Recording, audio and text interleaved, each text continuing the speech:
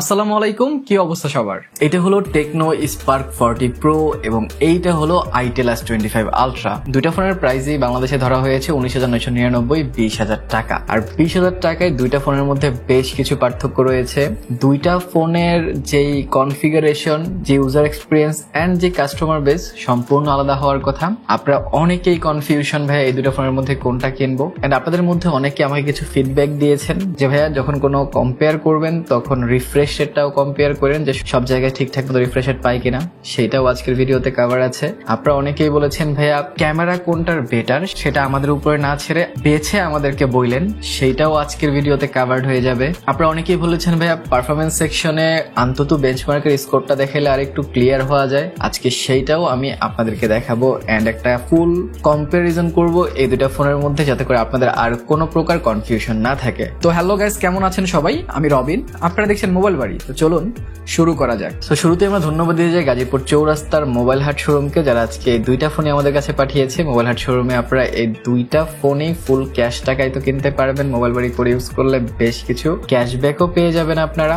But এই দুইটা ফোনই আপনারা তাদের কাছ থেকে কিস্তিতেও নিতে পারবেন। ডিসক্রিপশনে আমি তাদের নাম্বার এন্ড লিঙ্ক শেয়ার করে দিচ্ছি, আপনারা অবশ্যই তাদের সাথে যোগাযোগ করতে পারেন। তো শুরুতে আমরা দুটো ফোনের আনবক্সিং এক্সপিরিয়েন্স যদি শেয়ার করি, তো S25 আলট্রার সুন্দর এই বক্সটা যখন আপনারা খুলবেন তখন একটা সেকশন পেয়ে যাবেন, যেখানে প্রথমে আপনারা সিম এজেক্টরটা পেয়ে যাবেন। এই সেকশনটার ভিতরে ঢুকলে আপনারা পেয়ে যাবেন একটা গ্লাস প্রোটেক্টর এন্ড তার সাথে কিছু পেপার ওয়ার্কও দেওয়া হয়েছে। এগুলো সাইডে রাখলে আপনারা সুন্দর ফোনটা পেয়ে যাবেন। ফোনটা সাইডে রেখে আরেকটু নিচে জাম্প করলে আপনারা পেয়ে যাবেন একটা transparent case, which is great. এইটা সাইডে রেখে যদি আপনারা আরেকটু নিচে যান তাহলে পেয়ে যাবেন একটা 18 ওয়াটের অ্যাডাপ্টার এন্ড তার সাথে পেয়ে যাবেন একটা টাইপ সি কেবল। তাছাড়া যদি আমরা টেকনো স্পার্ক 40 প্রো এর কথা বলি, তাহলে সুন্দর এই বক্সটা খুললে প্রথমেই আপনারা সুন্দর ফোনটা পেয়ে যাচ্ছেন। এটা সাইডে রাখলে আপনারা একটা ভালো মানের কেস পেয়ে যাচ্ছেন, সিলিকন কেস দেওয়া হয়েছে।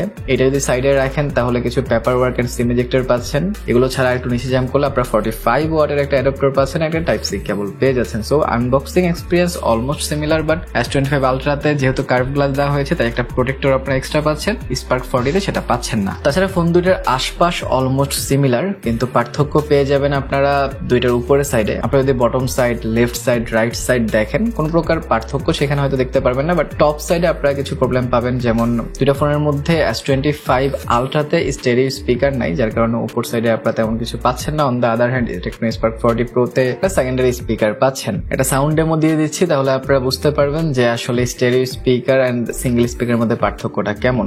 যদিও ভিডিওতে এতটা ভালো বোঝা যায় না, শুরুতে আমরা টেকনোর সাউন্ডটা শুনি।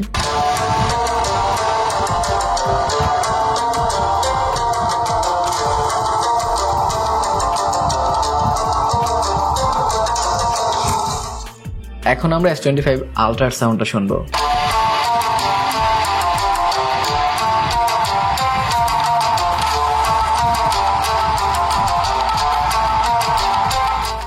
ভিডিওতে যদিও সাউন্ডের যে ডেপথ আছে এন্ড সাউন্ডের যে কোয়ালিটি সেটা হয়তো আপনারা এতটা ফিল করতে পারবেন না, বাট রিয়েল লাইফে ডেফিনেটলি স্টেরিও স্পিকার সাউন্ড খানিকটা বেটার শোনা যায় এন্ড ভাল লাগে আর কি। তাছাড়া সামনের দিকে আসলে সবচেয়ে বড় পার্থক্য আপনারা দেখতে পাবেন, এইখানেই কাস্টমার বেস গুলো সম্পূর্ণ আলাদা হয়ে যাবে।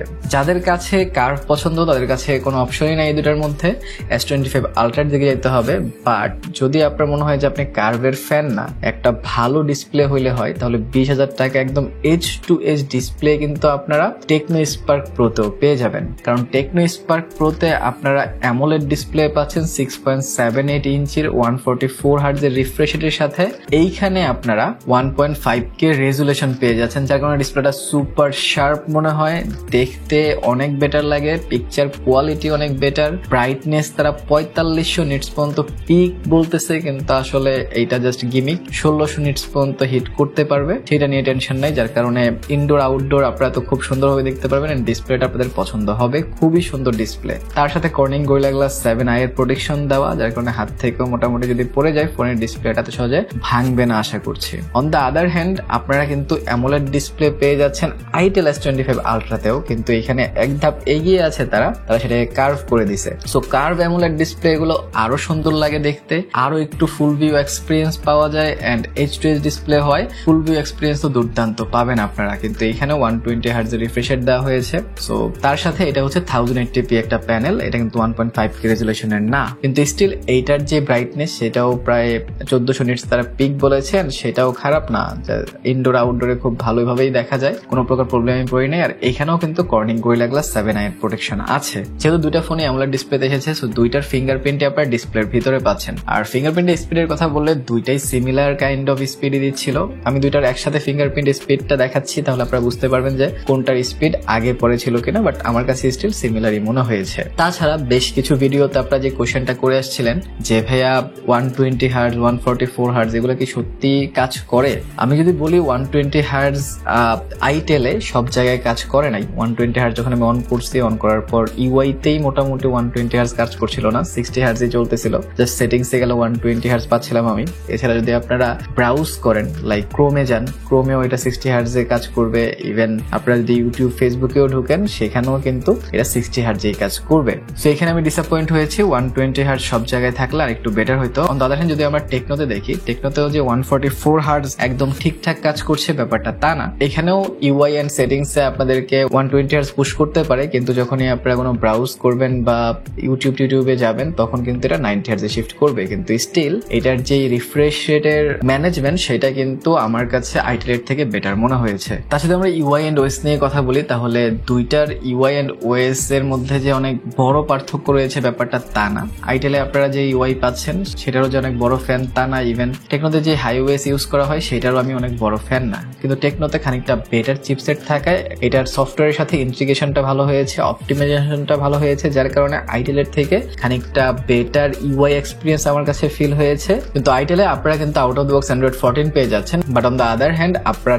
টেকনোতে অ্যান্ড্রয়েড 15 পাচ্ছেন আউট অফ দ্য বক্স। কিন্তু আইটেলে আরেকটা ভালো ব্যাপার হচ্ছে মেজর দুইটা ওএস আপগ্রেড তারা দিবে বলছে, তার মানে যদি 14তে আসে তাহলে 15 এবং 16 আপনারা পাবেন। বাট যেহেতু অলরেডি 15তে আপনাদের টেকনোটা আছে, কিন্তু টেকনো থেকে এরকম কোনো অ্যানাউন্সমেন্ট দেখি নাই যে তারা 2 বছর বা 1 বছর ওএস আপডেট দিবে। কিন্তু স্টিল টেকনোটা এক জেনারেশন এগিয়ে আছে, 15-এ আপনারা পেয়ে যাচ্ছেন। তো যদি আপডেট নাও আসে, তারপরে 2 বছর, 2.5 বছর, 3 বছর আপনারা ইউজ করে ফেলতে পারবেন। কিন্তু যারা প্রতি মাসে মাসে, প্রতি 6 মাসে, প্রতি বছর বছর আপডেট চান, যে আমার ফোন আপডেট আসবে, নতুন নতুন জিনিসপত্র আসবে, তাদের জন্য আমার মনে হয় টেকনোটা অ্যাভয়েড করা উচিত। এছাড়া আমরা পারফরমেন্স সেকশনে আসি, তাহলে পারফরমেন্স সেকশনেও দুইটার মধ্যে বড় সড় পার্থক্য রয়েছে। আইটেল S25 আলট্রাতে আপনারা ইউনিএসওসি T620 প্রসেসরটা পাচ্ছেন। On the other hand Spark 40 প্রোতে মিডিয়াটেক হিলিও G100 আলটিমেট চিপসেটটা পাচ্ছেন। G100 আলটিমেট একটা 6 ন্যানোমিটার আর্কিটেকচারে বিল্ড করা octacore chipset. On the other hand UNISOC T620 12 nanometre আর্কিটেকচারে বিল্ড করা একটা অক্টাকোর চিপসেট। কিন্তু দুইটার মধ্যে যদি আন্তত বেঞ্চমার্কের স্কোরও আমি দেখাই, আপনারা একদম স্পষ্টভাবে পার্থক্য দেখতে পাবেন। এন্ড আপনারা এটাও বুঝতে পারছেন যে হিলিও G100 আলটিমেট খানিকটা বেটার চিপসেট এবং মোটামুটি ভালোই চিপসেট, যার কারণে আপনারা ভালো ইউআই পারফরমেন্স বলেন, আপনারা গেমিং পারফরমেন্স বলেন, ওভারঅল সবকিছুই কিন্তু টেকনোতে বেটার পাবেন। আমি টেকনোতে গেমিং করেছি, আমি বেশ কিছু গেমিং এক্সপিরিয়েন্স আপনাদের শেয়ার করছি, আপনারা দেখেন এন্ড ডিসাইড করেন যে আপনাদের কাছে কেমন লেগেছে। অন দ্য আদার হ্যান্ড যদি আমি আইটেলটার কথাও বলি, আইটেলও আমি গেমিং টেমিং করেছি, কার্ভ ডিসপ্লের জন্য ডেফিনেটলি গেমিং এর যে এক্সপিরিয়েন্স সেটা ভালো হয়, কিন্তু স্টিল এইটার থেকে বেটার গেমিং এক্সপিরিয়েন্স আপনারা পাবেন নিঃসন্দেহে টেকনো স্পার্ক 40 প্রোতে। তাছাড়া টেকনোতে আপনারা 19,999 টাকায় 8/128 র্যাম রোম পাচ্ছেন। অন দ্য আদার হ্যান্ড যদি আইটেলে দেখেন আপনারা, তাহলে 20,000 টাকায় এখানে কিন্তু 8/256 দেওয়া হয়েছে। সো যারা রোমটা একটু বেশি চান তাদেরকে টেকনো হতাশ করেছে এখানে, কিন্তু স্টিল আরো বেশ কিছু জিনিসও আপনাদের মাথায় থাকতে হবে। সো এবার যদি আমরা ক্যামেরা সেকশনে আসি, তাহলে ক্যামেরা সেকশন নিয়ে আমি আলোচনা করতে চাই, কারণ ক্যামেরা সেকশনও দুইটা ফোনে মোটামুটি পার্থক্য রয়েছে। কারণ যদিও রেয়ারে আপনারা সেম লেন্স পাচ্ছেন 50 মেগাপিক্সেল, পার্থক্য হচ্ছে ফ্রন্টে টেকনোতে 13 মেগাপিক্সেল সেলফি ক্যামেরা থাকলেও অন দ্য আদার হ্যান্ড আইটেলে আপনারা পেয়ে যাচ্ছেন 32 মেগাপিক্সেল সেলফি ক্যামেরা। আমি দুটো ক্যামেরা দিয়ে বেশ কিছু ছবি ক্যাপচার করেছি, আমি আউটডোরের বেশ কিছু পিকচার আপনাদের শেয়ার করছি। আপনারা দেখেন যে আউটডোরে দুইটাতে কেমন পিকচার ক্যাপচার করা হয়েছে। আমি বেশ কিছু ইনডোরের পিকচার দিচ্ছি, আপনারা দেখেন যে ইনডোরে মানুষের ছবিগুলো কেমন আসছিল, বা আমরা যখন আমাদের ছবি তুলেছি সেগুলো কেমন আসছিল। আমি বেশ কিছু পোর্ট্রেট মোডেও পিকচার তুলেছি, সেগুলোও দিচ্ছি, আপনারা কম্পেয়ার করতে পারেন, আমিও কম্পেয়ার করছি, আমি জানাই দিব যে আমার কাছে কোনটা ভালো লাগছে নেক্সট টাইম। তাছাড়া বেশ কিছু সেলফিও ক্যাপচার করেছি, আপনারা সেলফিগুলো দেখতে পারেন যে দুটোর মধ্যে সেলফি আপনার কোনটা বেটার মনে হয়েছে। সো আমাকে যদি বলেন, তাহলে আমি বলবো আমার কাছে অল ওভার ছবিগুলো দেখে যা মনে হয়েছে আইটেল S25 আলট্রা এখানে খানিকটা এগিয়ে থাকবে। তাছাড়া অনেকেই দুইটার অ্যাপ ওপেনিং স্পিডও দেখতে চান, আমি দুইটার অ্যাপ ওপেনিং স্পিডও দেখাই দিচ্ছি। প্রথমে প্রথমে আপনারা দেখতে পারেন যে দুইটার একটা তো কিন্তু রিসেন্টে কিছু নাই। দেন আমি হচ্ছে এক এক করে 3-4টা অ্যাপ ওপেন করে দেখাই অ্যান্ড লাস্টে আমি বলে দিব যে কোনটা উইন করছে।